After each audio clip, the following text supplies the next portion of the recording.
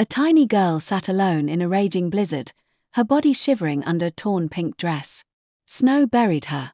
Her lips were blue and cracked, clutching a faded blue bag like it held her life. No one knew her name. No one knew her story. But a German shepherd, battle-scarred and wise, stopped in his tracks. His growl cut through the storm. If he hadn't, she'd be gone. A nurse later said, that dog saved her. One moment. One hero. One miracle. Welcome to K9 Miracle Stories. We share heartfelt tales of dogs who change lives with their bravery. If you love stories of loyalty and courage, subscribe now. Like this video. Stay until the end. A secret in that girl's bag could unlock everything, or put her in danger. What was hidden in Leia's bag that a killer feared? Watch until the end to find out. If Bruno hadn't stopped, she would have died. That's what the nurse said later, when the storm had passed, and the snow plows had finally made their rounds. That dog, she whispered, shaking her head, he saved her. That little girl wouldn't have lasted another hour. But at the time, no one knew anything. Not her name. Not where she came from. Not why she was sitting on a frozen bench in the middle of a blizzard. Her lips cracked and bleeding, her arms wrapped tight around a tattered blue canvas bag, like it held the last light in the world. No hat. No gloves. No shoes. Just a child, maybe 4 or 5 years old, almost invisible in the falling snow, and a dog who refused to walk past her. It started like every other night for Eli Turner. He didn't sleep much. Never had. Not since the war. Some guys drank. Some fought. Eli walked. Every evening, rain or snow, he'd lace up his boots, clip on Bruno's leash, and take to the quiet streets of Frostford like a ghost doing laps around his own grave. Bruno didn't need the leash. Hadn't for years. But Eli still brought it, more out of habit than necessity. Bruno had been his partner through 2 tours in the army, trained to sniff out explosives, search for the wounded, track what couldn't be seen. Now he was just a big old German shepherd with a silvering muzzle and sharp eyes that missed nothing. Frostford was one of those towns you didn't hear much about. Tucked between forest and farmland, population somewhere under 3,000. The kind of place with more tractors than traffic lights. In winter, it became even quieter, like the snow itself muffled not just sound, but life. No one walked when the wind cut like it did tonight. But Eli did.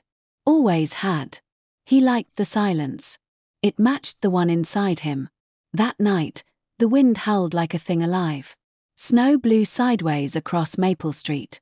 The kind of cold that chews through denim and settles in your bones. Eli hunched his shoulders against the chill and kept moving. Bruno trotted steadily at his side. Then, just past the fountain at Fairview Park, Bruno stopped. Eli didn't notice at first. He took another few steps before the leash went taut. He turned. Bruno. The dog stood still, ears forward, muscles coiled. Then came the sound, low and deep, a growl vibrating from his chest. Eli had seen that look before. In Afghanistan, in dark alleys and ruined homes. Bruno had smelled something. Something wrong. Easy, boy, Eli said, unclipping the leash. Bruno bolted. Eli's boots slipped on the icy path as he followed. He saw his partner dart through the playground, past the snow-covered swing set, toward the old wooden benches by the tree line. And then he saw her. A small shape, nearly buried in snow. Motionless. Colorless. His heart stopped. God, he whispered. He dropped to his knees beside the child, brushing snow from her face. Her skin was ice pale, her lashes rimmed with frost. A pink dress, torn and soaked, clung to her body. No coat. No shoes. Just that old, worn bag in her lap. Sweetheart, Eli's voice cracked. Can you hear me? Her eyes fluttered, barely opening. She didn't speak at first, just stared at him with a look no child should ever wear. Then her lips moved. Don't let them take my bag, she whispered. And then she collapsed against him. Eli didn't think. He acted. He pulled off his coat and wrapped it around her, lifting her gently into his arms. She was feather-light and far too cold. Bruno circled them, staying close, ears twitching. There were no tracks around them. No sign of who had left her. No vehicle nearby. Just snow and shadows and silence. Eli looked toward the faint glow of town in the distance. He shifted her weight and started walking. Fast. Bruno led the way. Every step felt like a mile. The wind burned his face. Ice clung to his beard. But he kept going. He didn't stop. She wasn't going to die. Not tonight. The automatic doors at Frostford General hissed open. Nurses rushed forward. Someone shouted. The warmth inside hit Eli like a wave, but she didn't stir. She's hypothermic, a doctor said. Let's go, now. They wheeled her away on a stretcher. That bag still clutched in her hands, like it was stitched to her bones. Eli stood in the hallway, dripping, shivering. Bruno leaned against his leg, solid and steady. In that moment, Eli realized something. He hadn't felt this alive in years. Have you ever seen a dog sense something wrong before anyone else? A growl that saved a moment. Share your story in the comments. Subscribe to K9 Miracle Stories for more tales of canine heroes. Hours passed. The storm outside began to quiet. Eli sat alone in the pediatric waiting room, the heat making his boots steam. He hadn't changed out of his wet clothes. He couldn't. He couldn't leave. He didn't know why. He wasn't her father. He wasn't even a friend. But something about that moment in the snow had rooted itself deep. Maybe it was the look in her eyes. Maybe it was the way Bruno had reacted. Or maybe, just maybe, it was because for the first time since the war, Eli had found something worth protecting. Finally, a nurse returned. She's stable, she said. She'll pull through. Eli nodded, throat tight. Did she say anything else? Just her name, the nurse replied softly. Leah. Eli looked at the wall. Leah, he repeated. Odd thing, the nurse added. She won't let go of that bag. Not even in her sleep. We tried to take it gently. She woke up screaming. Eli frowned. What's in it? No idea. But whatever it is, it matters. That night, as snow continued to fall outside and the rest of the town slept unaware, Eli sat in a plastic chair beside Leah's hospital bed. She was curled under warm blankets now, her face peaceful, a little color back in her cheeks. The bag sat on the edge of the mattress, gripped in her small hand. He reached for it once. Her eyes snapped open. Don't, she whispered. They'll come back. Who? He asked. But she shook her head and turned away. Bruno lay on the floor beside them, eyes half closed but alert. Eli sat back. Whatever story this little girl carried, it wasn't over. And something told him it was far darker than anyone in Frostford could imagine. The snow outside Frostford General had started to melt by morning, but inside room 204, the storm was far from over. Leah clutched the faded blue canvas bag like a lifeline. She wouldn't eat. She wouldn't speak. She wouldn't sleep unless that bag was tucked right against her chest. Eli Turner sat by the window, arms crossed, watching the wind dance against the glass. Bruno lay at his feet, quiet but alert, his eyes flicking between Leah and the hallway. The fluorescent lights overhead buzzed softly, but no one said anything. Not for hours. This wasn't just a case of a lost kid. Something had happened to her. Something no child should have to survive. The nurses tried first. Gentle voices. Warm smiles. Soft blankets. Leah didn't budge. Then came the psychologist, a young man in flannel and khakis, who crouched beside her and asked questions in the tone most folks use with toddlers. Can you tell me your full name, sweetheart? Do you remember your address?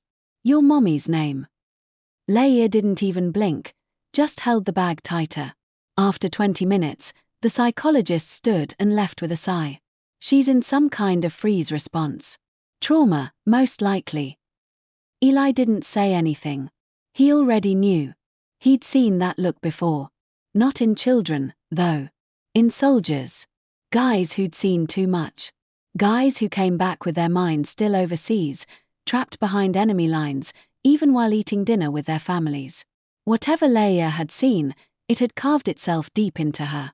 Late that afternoon, after the staff had cleared out, Eli spoke for the first time. You hungry? Leia didn't answer. He opened the plastic container the nurses had left on the bedside table. Chicken noodle soup. Crackers. Apple slices. He moved slowly, placed the tray near her side, and backed off. You don't have to talk. Just eat a little. She turned her face toward the wall. Bruno let out a low huff and shifted closer to her bedside. His head rested gently on the edge of the mattress. That was when it happened. Leia's fingers twitched. Not much, but enough. Eli noticed. You like dogs? A small nod. Bruno's ears perked up. You can pet him if you want. He won't bite. He's got better manners than I do. Leia's voice was barely a whisper. What's his name? Bruno. She looked at the dog, then back at Eli. Bruno's not scary. No, he's not. He doesn't smell bad either. Eli chuckled softly. Thanks, I guess. It was a flicker, a crack in the ice, but it was something. That night, Eli asked the nurses for a cot. They said he could only stay for a couple of hours. He didn't care. He sat by her side as the hours passed, the room quiet, except for the ticking clock and Bruno's breathing. At 2 a.m., Leia stirred in her sleep. Her hands clenched the bag so tightly her knuckles turned white. She whimpered. No, she mumbled.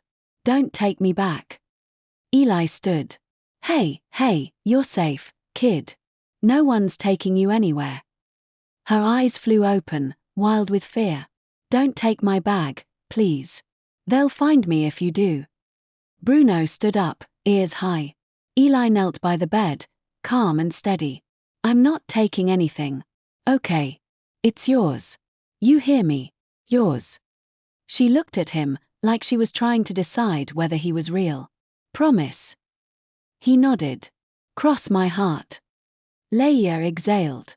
Her grip didn't loosen, but her shoulders dropped a little. That night, she finally fell asleep. Has a pet ever helped someone you know through trauma?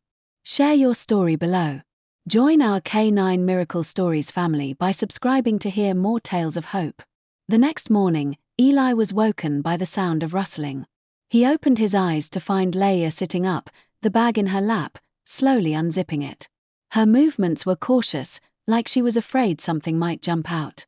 She pulled out a notebook. The cover was cracked and bent, spiral-bound, filled with wrinkled pages and colorful marker drawings. She flipped through it, then stopped on a page near the middle and stared. Eli sat up. Can I see? She hesitated.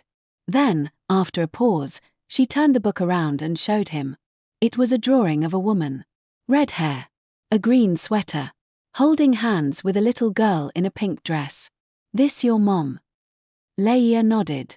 Her name is Sarah. Eli swallowed. Where is she now? Leia looked down. I don't know. After a moment, she reached into the bag again.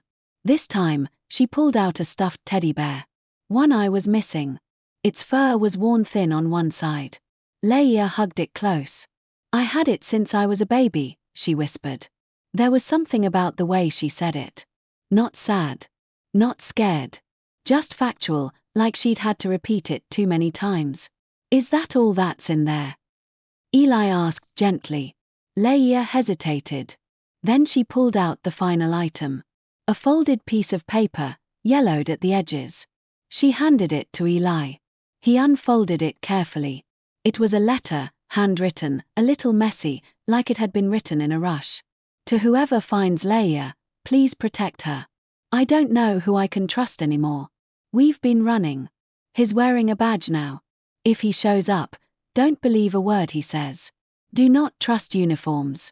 I couldn't protect her, but maybe someone else can. Her name is Leia Quinn. My name is Sarah. Tell her I love her more than anything. Don't let them take her back. Hannah knows.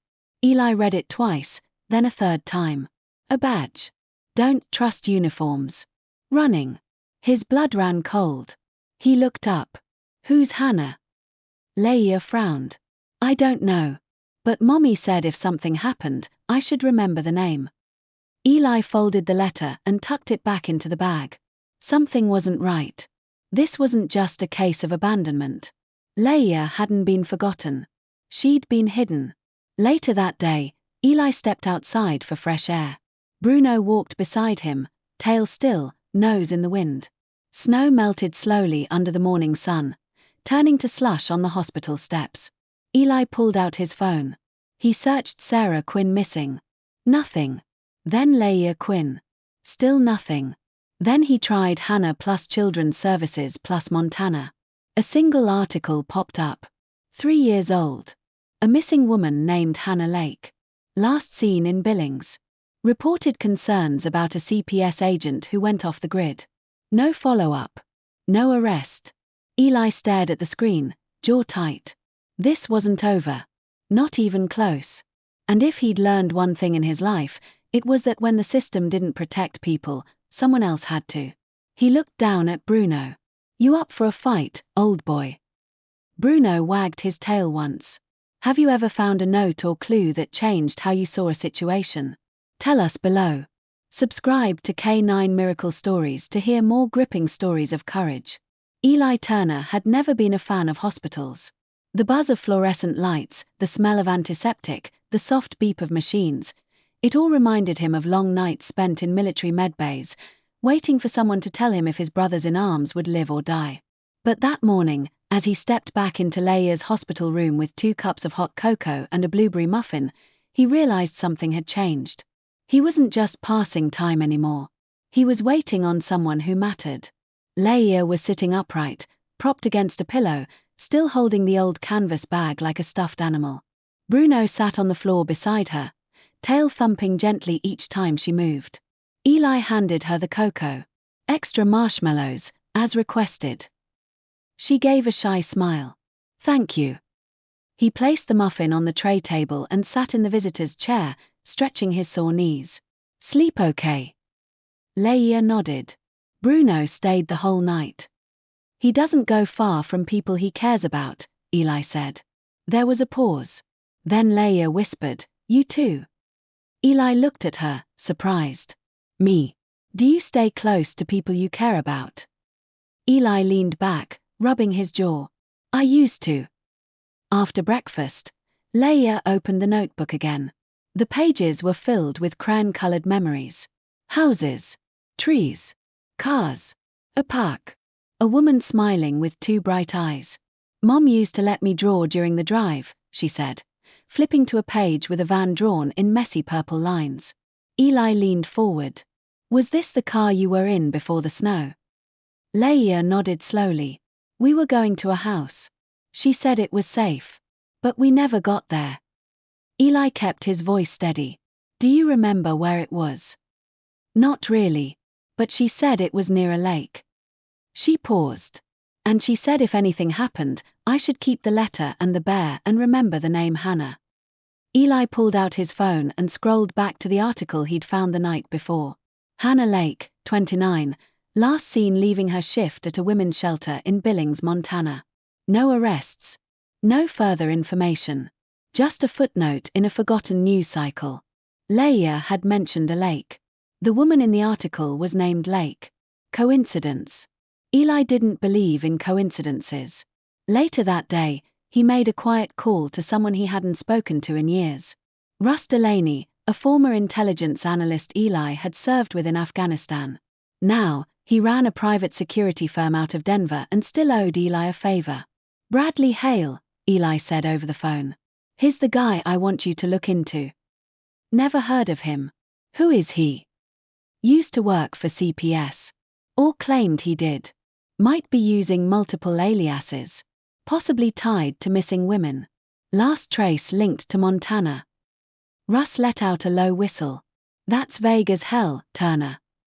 Yeah, well, welcome to my life lately. You want this quiet for now. I'll see what I can dig up. Might take a couple days.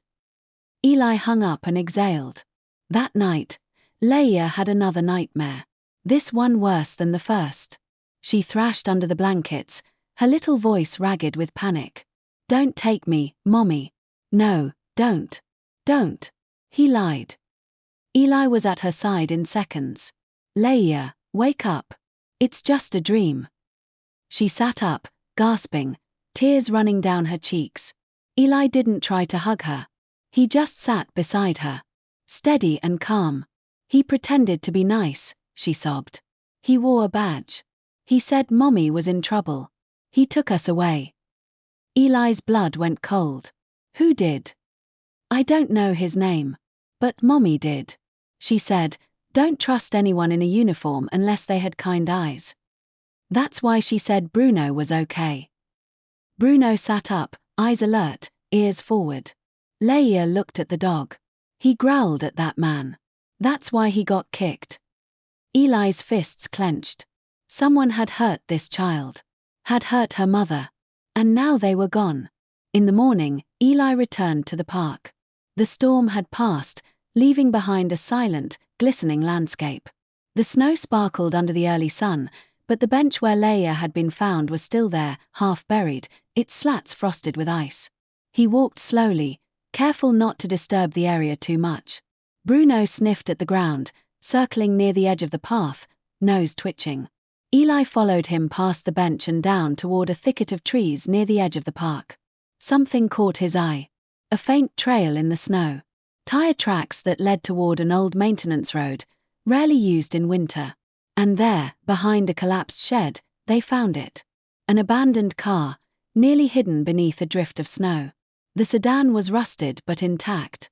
The plates were Montana tags, barely readable. The doors were locked, but the rear passenger window was cracked open just enough for Eli to reach in and unlock it. Inside, the air was stale and bitter cold. There were crumpled snack wrappers in the back seat. A booster seat, empty. A woman's scarf, still caught in the door. In the front seat glove box, Eli found a children's book, a map of Montana, and a flyer for a domestic violence shelter in Billings. Handwritten in marker across the top, "Ask for Hannah." He took a photo of everything. As he stepped back, Bruno let out a low growl, not of warning, but recognition. "Yeah," Eli muttered. "I smell it, too." Back at the hospital, Leia sat up eagerly as soon as she saw him. "Did you find anything?" Eli didn't tell Eli. "I found a car. It had your booster seat in the back. And a map." She stared at him. "Is Mommy close?" "I don't know yet. But I'm looking." Leia reached into the bag again and handed him something he hadn't seen before. A Polaroid, faded, bent at the corners. It was a picture of Sarah, her mom, with her arm around another woman. Hannah, written in red pen on the back. Safe house, Spring Hollow. Eli felt a chill, but not from the snow. Spring Hollow wasn't a street. It was a place. A remote area 2 counties west. Mostly forest. A few cabins. Some folks went there to fish. Others to disappear. Eli looked at Leia. "You trust me?" She nodded. "And get some sleep tonight. Tomorrow, we go for a drive." Has a dog ever led you to something important? A place, a person, a truth? Share your story. Subscribe to K9 Miracle Stories to never miss a tale of loyalty. Before leaving the hospital, Eli spoke with the head nurse. He signed paperwork explaining Leia would be under his temporary care, pending further investigation. "Do you have legal authority?" the nurse asked. "No," Eli said honestly. "But I have this." He held up the letter from Sarah. The nurse read it twice, then looked at Bruno, who sat calmly beside Leia's bed, tail thumping. "Keep her safe," she said. "Some people fall through the cracks. Just don't let her be one of them." That night, back in the small cabin Eli called home, he set up a cot in the living room. Leia slept under a warm blanket. Bruno curled protectively at her feet. Eli stood by the window, looking out at the frozen world beyond. He'd spent years trying to forget the worst parts of his life. But maybe, just maybe, it was time to start remembering, for someone else's sake. Because if what he was starting to believe was true, someone had taken Sarah. Someone had tried to erase her. And someone was still out there, watching, waiting. But this time, they weren't the only ones hunting. The road out of Frostford was slick with half-melted snow and shaded by pine trees, still heavy with ice. Eli Turner kept both hands on the wheel, his eyes trained on the winding 2-lane highway ahead. His truck, A beat-up '08 Chevy Silverado rumbled steadily through the cold air. The heater wheezed, and country radio hummed low from the dash, barely louder than Bruno's occasional sniffs from the back seat. Leia sat beside Eli, bundled in a fleece jacket 2 sizes too big, and holding that same old blue bag like it was glued to her chest. "Are we close?" she asked, her voice barely louder than the heater fan. "Just about," Eli said, nodding toward the turnoff ahead. "That sign says Spring Hollow, 10 miles west. Another 15 or so, and we'll be deep in the woods." Leia looked out the window, watching the snow fall in slow spirals. "Mom said it was a place people don't go unless they mean to disappear." "That sounds about right." The truck turned off the main road onto a narrow gravel path. No plow had touched it in days. Pine needles blanketed the surface, and branches scraped softly against the windows as they crept forward. "This used to be old logging territory," Eli explained. "A lot of cabins back here. Mostly abandoned or seasonal. People looking to get off the grid." Leia didn't reply, but her grip on the bag tightened. Bruno shifted in the back seat and let out a low sound, something between a growl and a whine. Eli glanced in the rearview mirror. "Easy, boy." Leia turned to look at him. "Bruno remembers something." "Yeah," Eli muttered. "I've learned to listen when he does." They found the cabin after another mile. It was small and weather-worn, built of dark logs with green trim and a tin roof, now rusted at the edges. The snow around it was mostly untouched. No recent tire tracks. No footprints. The kind of quiet that made you feel like the world had forgotten the place existed. Eli pulled the truck into a clearing and shut off the engine. "You stay here for a minute," he told Leia. "I'll take a look." "I want to come," she said. Eli hesitated. "Let me check it first. If it's safe, I'll wave you in." Leia nodded reluctantly, and Bruno hopped out behind Eli as the door creaked open. The cold hit hard. Sharp. Dry. Biting. Eli pulled his coat tighter and moved through the snow, boots crunching quietly. Bruno stayed close, sniffing the ground. His ears twitched. His body went rigid. Then, suddenly, he darted toward the back of the cabin. "Bruno!" Eli jogged after him, rounding the side of the structure.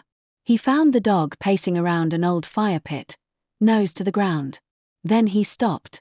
Right beside a patch of disturbed snow, barely noticeable to the untrained eye. Eli knelt. Something was buried there. He scraped back the snow with his gloves. A top. Torn, moldy. Beneath it, an old duffel bag, half frozen to the ground. He opened it slowly. Inside were clothes. A worn green sweater. A woman's journal, soaked on the edges, but still legible. On the inside cover, "Sarah Quinn, Spring Hollow." Eli's breath caught in his throat. He stood and looked at Bruno. "You were right." He waved to the truck. Leia came running, her boots slipping in the slush. "Did you find something?" He showed her the sweater. Leia's face crumbled. She pressed the sleeve to her face and inhaled deeply. "It's hers," she said. "It smells like her. Like peppermint and campfires." Eli placed a hand on her shoulder. "We're getting closer."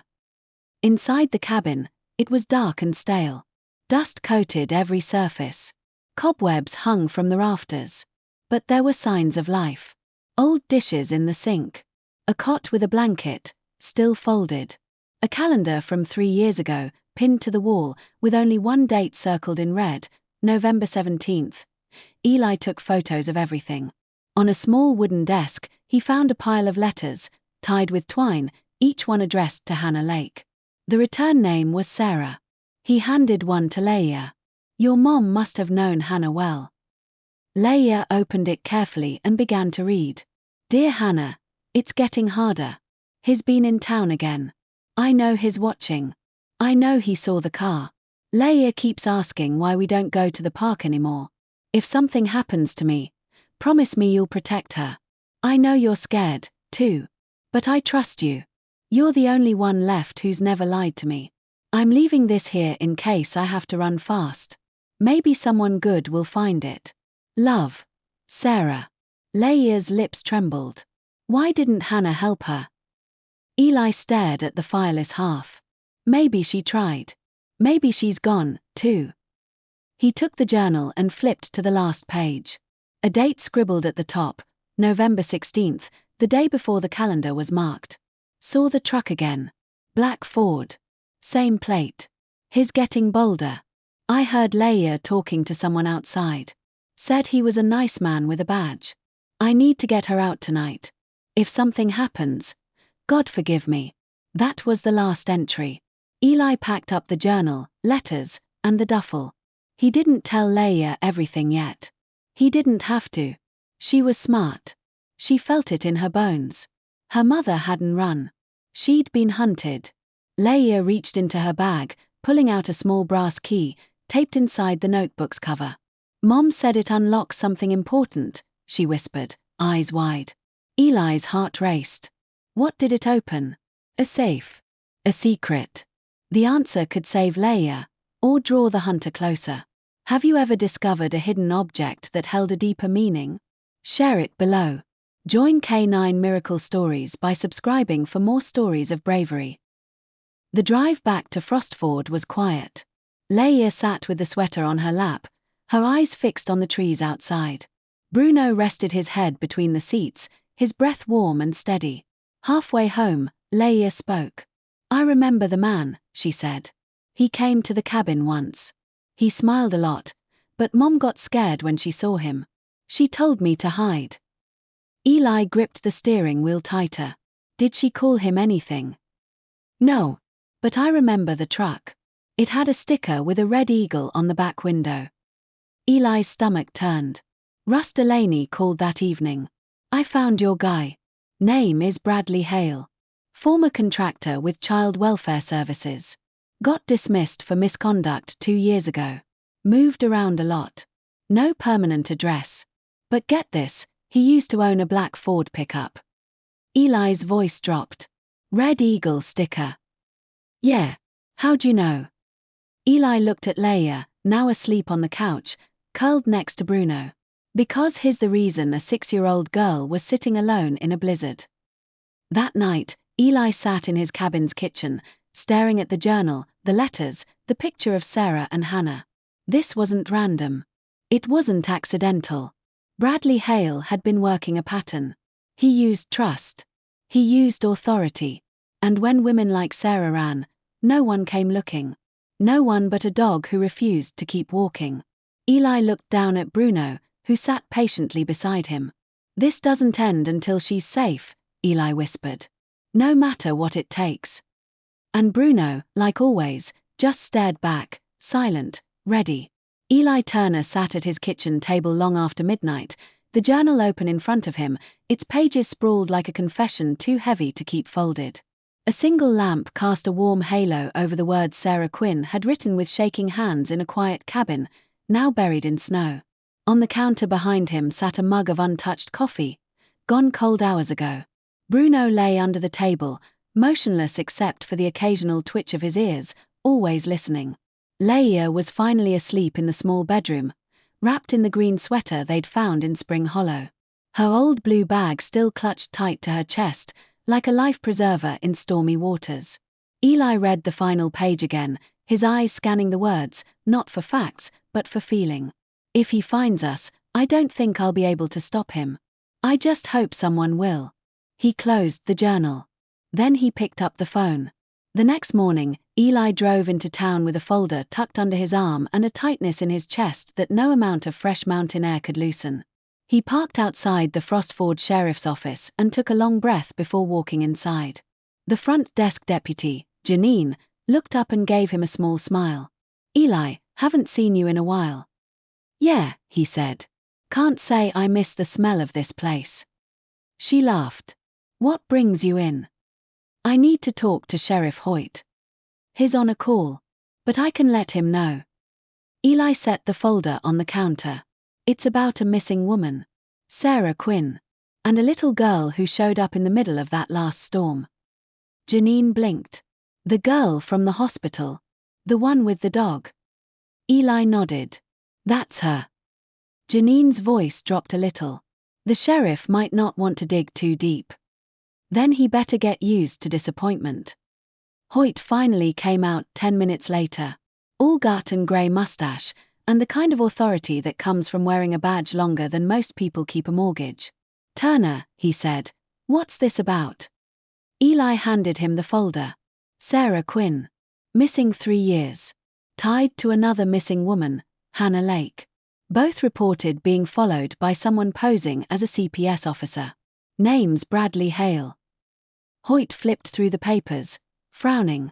"This is thin, Eli." "Is it?" Eli leaned in, just enough to let the weight of his voice settle. "Because I've got a traumatized 6-year-old sleeping in my cabin who remembers a black truck with a red eagle on the back. And I've got a journal from her mother that says if she disappears, it's because someone with a badge came knocking." Hoyt stiffened. "You saying this Hale character is law enforcement?" "I'm saying he knew how to make people think he was. And someone in the system let him slip through the cracks." The sheriff scratched his chin. "We've had no reports. No warrants. No one's come asking about this guy." "Exactly," Eli said. "Because the women he targets are the kind no one listens to. Poor. Scared. Isolated." Hoyt stared at him for a long moment. Finally, he muttered, "I'll pass this to the state. But no promises." "That's fine," Eli said. "Just don't bury it." Back at the cabin, Leia was sitting on the floor with Bruno, brushing his fur with a plastic comb she'd found in one of Eli's drawers. "You think he likes it?" she asked. Eli chuckled. "He hasn't bitten you yet, has he?" Leia smiled, then grew quiet. "I remember more," she said after a moment. Eli crouched beside her. "About what?" "The man. The one with the badge." Bruno lifted his head. Leia swallowed. "He told Mommy we had to come with him. Said she wasn't a good parent. Said I'd be better off somewhere safe." "Did your mom believe him?" Leia shook her head. "She cried. But she said no." Eli's jaw tensed. "And what happened then?" "He came back later at night. Mommy told me to hide under the bed. She gave me the bag and said not to come out." Eli tried to keep his voice calm. "Did you see what happened?" "I heard yelling. Then silence." Leia's fingers tightened on the comb. "When I came out, she was gone. The front door was open. And the truck was gone, too." Eli leaned forward. "You did the right thing, Leia. You survived." "I shouldn't have left the cabin. But I waited for days. There was no food." "You're brave," Eli said. "Braver than most adults I know." She looked up. "Do you think she's still alive?" Eli paused. "I don't know," he said honestly. "But if she is, I'll find her." That night, Russ Delaney called. "I got something." Eli grabbed a notepad. "Talk to me." "Hale's truck. Black Ford F-150. Red Eagle decal. Was towed in from a ditch about 60 miles outside your town. Found 2 days ago. No driver. No plates." Eli's voice hardened. "Anything inside?" "Blood on the passenger seat. No body. No prints." Eli closed his eyes. FBI took the case. But get this, Bradley Hale's real name isn't Hale. Eli's eyes opened. "What is it?" "Brian Carter. Changed his name 7 years ago after being dismissed from law enforcement. Was a deputy in New Mexico. Fired after complaints of abuse and misconduct." Eli swore under his breath. "He's been ghosting around ever since. Private security gigs. Short-term child welfare contracts. Always leaving before things go sideways." "Where is he now?" "That's the thing," Russ said. "No clue. But if I were you, I'd be watching the woods." The next morning, Bruno barked at the edge of the property. Not playful barking. Alert. Sharp. Focused. Eli came out with a shotgun slung over his shoulder. Leia stood on the porch, watching with wide eyes. "What is it?" she asked. Eli raised a hand. "Get back inside." He moved toward the tree line, where Bruno stood stiff as a statue. There, caught on the lowest branch, was a scrap of black fabric. Fresh tear. And below it, boot prints. Back inside, Eli locked the doors, drew the shades, and set the shotgun near the front window. Someone's been watching the house. Leia hugged Bruno tight. Is it him? Could be. Eli pulled out the journal again. The final words echoed louder now. If he finds us. He looked at Leia. We're not running. We're going to finish this. Has a pet ever protected you from a hidden threat? Share your story. Subscribe to K9 Miracle Stories for more tales of canine courage. That night, Leia drew a picture in her notebook. 2 stick figures. One with a red heart on the chest. The other with a long tail and pointed ears. I drew you and Bruno, she said. Eli looked at the drawing for a long moment. He didn't speak. But he reached over and placed his hand gently on hers. The courtroom was too big for a little girl. That was Eli Turner's first thought as he stepped through the heavy wooden doors of Jefferson County Courthouse. Leia's small hand wrapped tightly in his. The vaulted ceilings, cold marble floors, and echoing footsteps made it feel like a place designed to swallow people whole. Leia had been through enough. But today, she was here by choice. And she wasn't alone. Bruno walked beside her, tail calm, head high, his badge-shaped therapy vest neatly fastened to his back. The dog had become more than a protector in recent weeks. He was her anchor, her shadow, her hero. Eli had never seen him walk prouder. Bradley Hale, or Brian Carter, as they now knew him, sat just 20 feet away in the defendant's chair. He didn't look like a monster. And maybe that's what made him so dangerous. Trimmed beard. Clean shirt. Eyes as calm as river stones. He even smiled at the jury once. But Eli had read Sarah Quinn's journal. He'd read every word of her fear. He'd walked through her abandoned life in Spring Hollow. He'd stood by Leia's side through every nightmare. There was nothing innocent about that man. The courtroom buzzed with quiet conversation. Reporters whispered into recorders. Locals filled the pews. Even the mayor sat in the back row, face grave. Frostford hadn't seen a case like this in decades. Leia was called to the stand just after lunch. The room stilled. She walked slowly, her steps small but steady. Bruno padded beside her until the bailiff said, "You'll need to stay by the witness box." Leia nodded and climbed into the tall wooden chair, her feet not reaching the floor. Eli sat behind her, watching closely, his hands clenched. The prosecutor crouched slightly, keeping his tone gentle.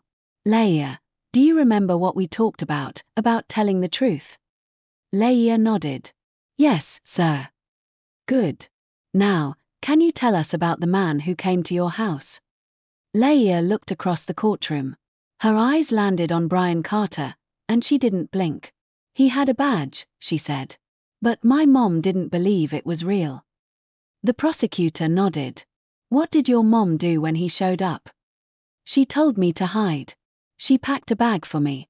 She said if something happened, I had to run and never let go of it." "Did something happen?" Leia's voice shook. "He came back at night. He took her." "Do you see the man who took your mother in this courtroom today?" Leia raised a small finger and pointed at him. Brian Carter's smile faltered. The defense tried to object. Tried to paint him as a misunderstood man trying to rescue children. But the jury had seen enough. They had seen the photos. The cabin. The journal. The black truck. The sticker. The matching DNA from the blood in the car. It took them just over an hour to return the verdict. Guilty on all counts. Kidnapping. Impersonating a federal officer. Child endangerment. Obstruction. The judge didn't hold back in sentencing. Brian Carter would spend the rest of his life in a federal penitentiary. No parole. No second chances. No more running. Outside the courthouse, the winter sun was shining. Eli crouched beside Leia on the courthouse steps, one arm around her. Bruno sat on her other side, like a statue carved from loyalty. "You were brave up there," he said. Leia shrugged. "I was scared." "That's what bravery is, kid," Eli replied. "Doing the right thing, even when you're scared." She leaned her head on his shoulder. I still miss her. I know. I think I always will. So will I. Has a child or pet shown courage that inspired you? Share your story below. Subscribe to K9 Miracle Stories for more tales of heart and heroism. Weeks passed. Snow melted. Frost thawed into early spring. Eli's cabin, once a refuge for a man hiding from the world, became a home again. Not just for him, but for Leia, too. Her drawings started to change. Less grey. More color. She drew flowers. Mountains. A lake. She drew her mother, smiling under the sun. And sometimes, she drew a soldier, a little girl, and a big dog, standing side by side. Eli framed that one. One afternoon, Leia sat at the kitchen table, legs swinging, eating peanut butter on toast while Eli read the mail. A small brown envelope caught his eye. No return address. Just a name, written in a soft, looping script, Hannah Lake. He opened it. Inside was a letter and a photo. Sarah and Hannah, standing in front of the shelter in Billings, arms around each other, both beaming. The letter was short. Dear Leia, if you're reading this, then someone good found you. Someone kind. Your mama loved you more than anything. We tried to stay ahead of him, but he was clever. Too clever. I had to disappear. But I'm safe now. And I'm praying you are, too. You are brave. You are loved. You are not alone. Hannah. Leia read it 3 times. Then she pressed the photo to her chest and whispered, I knew she wasn't lying. Leia reached into her bag one last time, pulling out the small brass key. Eli found a locked box in his cabin's attic, dusty and forgotten. The key fit perfectly.